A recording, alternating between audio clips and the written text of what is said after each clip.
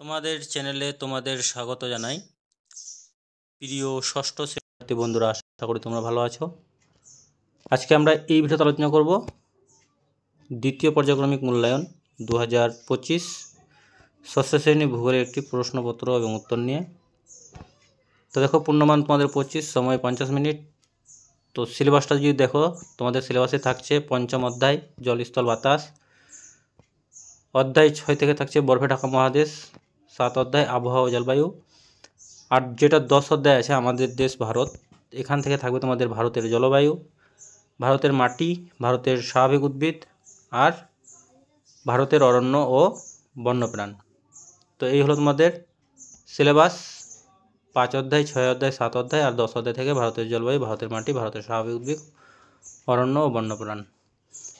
সঠিক উত্তরটি নির্বাচন করে লেখো। এখানে 6টি প্রশ্ন আছে। 6 নম্বর প্রথম প্রশ্ন, ট্রপোস্ফিয়ারের উপরে অবস্থিত ভূপৃষ্ঠ থেকে 16 থেকে 50 কিমি পর্যন্ত বিস্তৃত স্তরটির নাম কি? Mesosphere, thermosphere, stratosphere, exosphere. তো সঠিক উত্তর হবে কি? স্ট্রাটোস্ফিয়ার। 2 নম্বর প্রশ্ন হতে বলা আছে, প্রতি 1000 মিটার উচ্চতা বৃদ্ধিতে 5 degree Celsius, 6.5 degree Celsius, 10 degree Celsius, 5.6 degree Celsius হারে তাপমাত্রা কমতে থাকে। তো সঠিক উত্তর হবে বি নাম্বারটা, 6.5 ডিগ্রি সেলসিয়াস হারে তাপমাত্রা কমতে থাকে।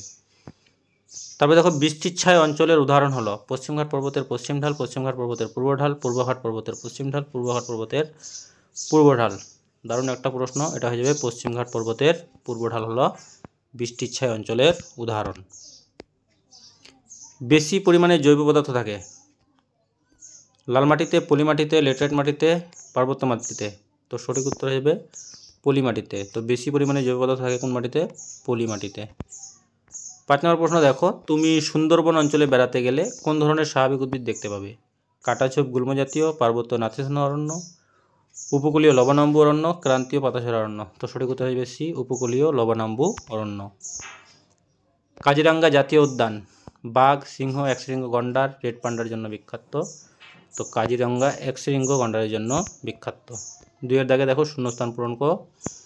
আন্টার্কটিকা মহাদেশের ড্যাশ হিমবাহ পৃথিবীর দীর্ঘতম হিমবাহ? তো এটা হয়ে যাবে কি? ল্যাম্বার্ট হিমবাহ।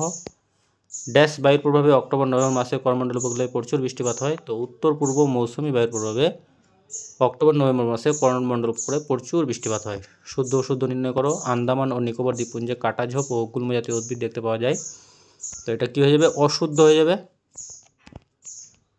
তারপরে এক কথায় প্রকাশ করো, ভারতের গুজরাট রাজ্যের কোন অরণ্য সিংহের জন্য বিখ্যাত? তো গুজরাট রাজ্যের গির অরণ্য সিংহের জন্য বিখ্যাত। তারপর দেখো, নিচের প্রশ্নগুলির অনধিক 30টি শব্দের মধ্যে উত্তর দাও। 2টি প্রশ্ন উত্তর দিতে হবে 2 মার্কের করে। 1 নম্বরে বলা আছে, সমুদ্রে যারা মাছ ধরতে যান তাদের জন্য আবহাওয়ার পূর্বাভাস কতটা গুরুত্বপূর্ণ বলে তুমি মনে করো? আর ছোটনাগপুর মালভূমির মাটি চাষের পক্ষে অনুপযুক্ত কেন? 4 দাগে 3 মার্কের 2টি প্রশ্নের উত্তর দিতে হবে। প্রথম প্রশ্ন, আন্টার্কটিকা অভিযান করতে গেলে তুমি বছরের কোন মাস বেছে নেবে এবং কেন? তারপরে দক্ষিণ পশ্চিম মৌসুমী বায়ু ও উত্তর পূর্ব মৌসুমী বায়ুর মধ্যে জলবায়ুগত 3টি পার্থক্য উল্লেখ করো। 5 দাগে দেখো, নিচের প্রশ্নটির অনধিক 40টি শব্দের মধ্যে উত্তর দাও। প্রাকৃতিক পরিবেশের ভারসাম্য কিভাবে মানুষের কাজের জন্য নষ্ট হচ্ছে তা নিজের ভাষায় গুছিয়ে লেখো।